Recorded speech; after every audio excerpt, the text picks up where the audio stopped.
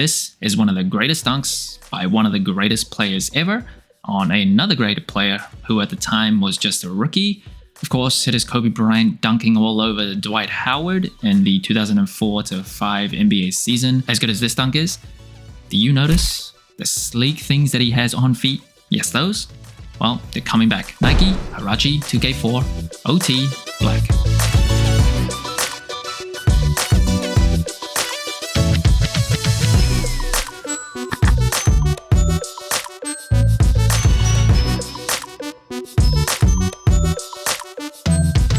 And the shoe dropped on April 30th for $200. Again, way too much money, bonkers, but this colorway has actually never returned.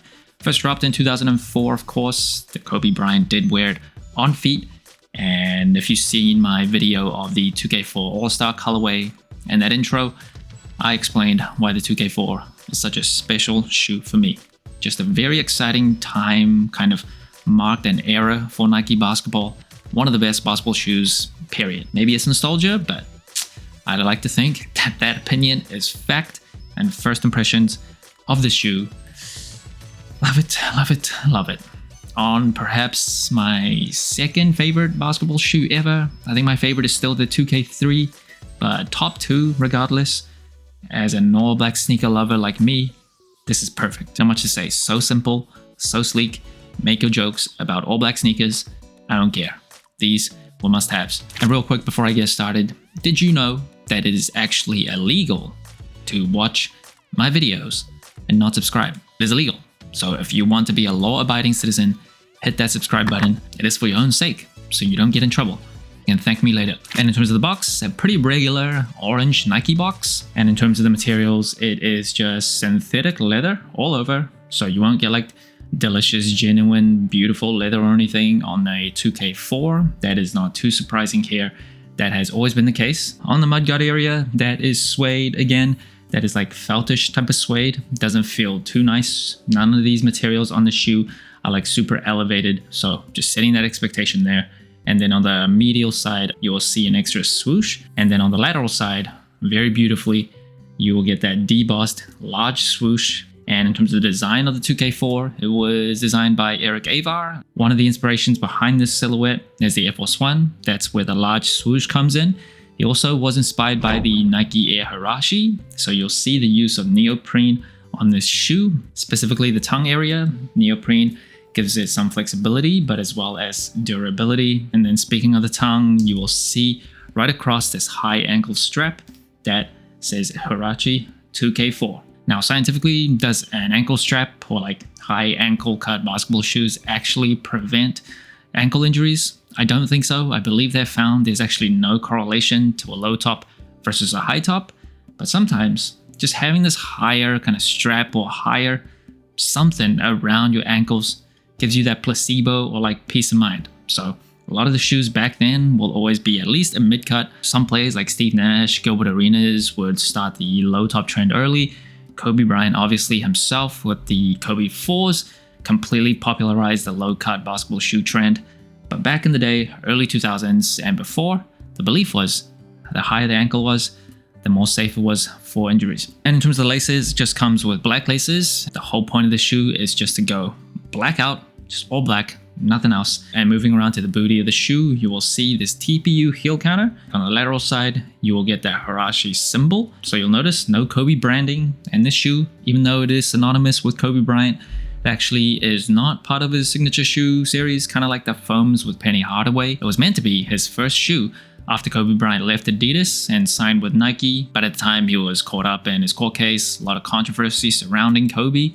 So Nike was like, probably not a great time to give him his first shoe. So they just kind of went with one without Kobe branding, but kind of made him the face of it. Now, in terms of the cushioning for the 2K4s, just comes with a Phylon midsole with a Zumia unit on the heel, as well as one on the forefoot. It is not a Pro Tro 2K4, so this was what it came with back in the day in 2004.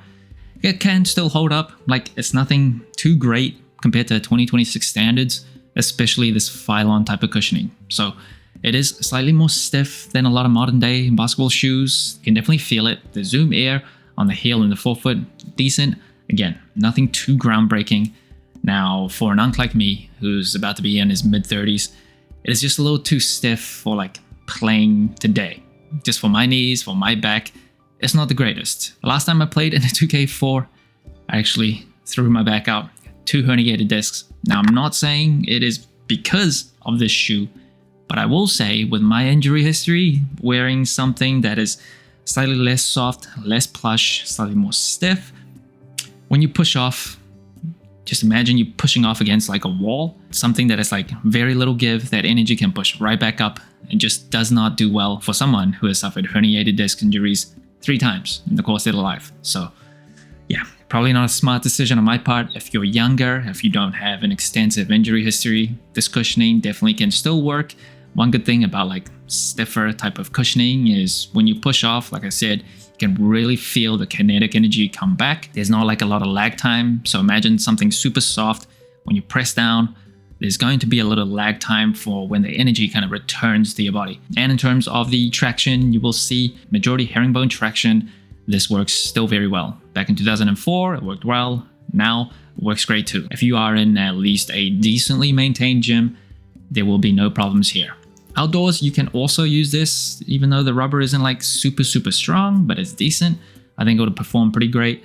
You will get a ton of rocks stuck between the herringbone traction, so that's one thing to look out for. And also, more importantly, for $200, I probably wouldn't take these outdoors. It is too beautiful, too precious to bring it to the dirty outdoors. So I'd recommend sticking inside with these. And on the lateral side of the outsole, you will see these 5 dots, and that is a reference to the Nike Alpha project. So back in the day, it was short-lived, but Nike had like an innovation team where they would come up with kind of new futuristic and kind of ahead of the industry designs. And one of the shoes that came out of that Alpha project was the 2K4. And you also see on the midfoot area, there's this carbon fiber poking out. So this shoe does have carbon fiber midfoot plate, and it also has a shank plate that kind of extends up but splits down the middle, where you see the traction kind of split apart. So sometimes shoes will have like a full length carbon fiber plate to give it extra support, extra torsional rigidity. However, a lot of times, including myself, I prefer carbon fiber that's kind of limited, so it doesn't feel as stiff. So in terms of torsional rigidity, it is definitely good.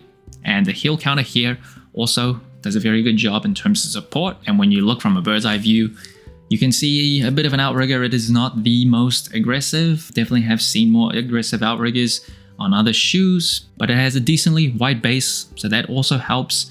And in terms of side-to-side lateral movements, the upper of your shoe, the way it's contained by this material, it is pretty good, especially for someone like my weight, my size. I'm not a tank. I'm not like 6'5", 200, as you can probably imagine. The support this material offers does enough for me. And the insoles, just like other 2K4s, comes with this perforated insole with Huarache branding on the heel. The quality isn't like anything special. You'll see these 2 blue areas where it's slightly softer. That's also where the Zoom units are, forefoot and heel. And in terms of sizing comfort, I am a wide and flat footer. For 2K4s, I do have to go up half a size. Most shoes made for Kobe Bryant have been very narrow. He probably has the narrowest feet. You can Google search that and confirm. I will not do it. But a lot of his shoes, just no perfect sizing for wide and flat footers. It is very tight in the toe box. Sometimes the arch area can hurt if you don't have an arch. This ankle strap actually kind of helps with a little bit of heel slippage. I feel like if I didn't have this, going up half a size, there might be a little bit of wiggle room in the toe or in the heel. But this ankle strap, like if you do it up really tight, it actually helps with that. So if you have wide and fat feet like me, I would recommend going up half a size. In terms of the weight of this shoe, it comes in under a pound. You can actually get 2026 shoes that are over a pound, but this decently light.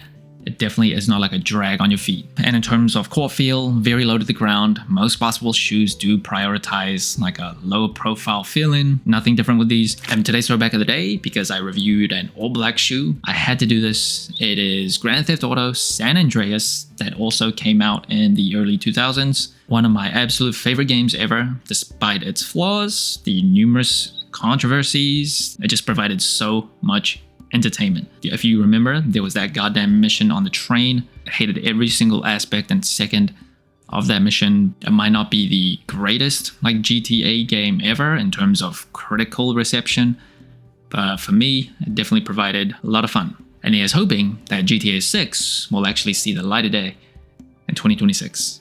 One can dream. Now for basketball shoes, I don't give it a soul score. Metrics don't really translate over, but final verdict of the Huarache 2K4s.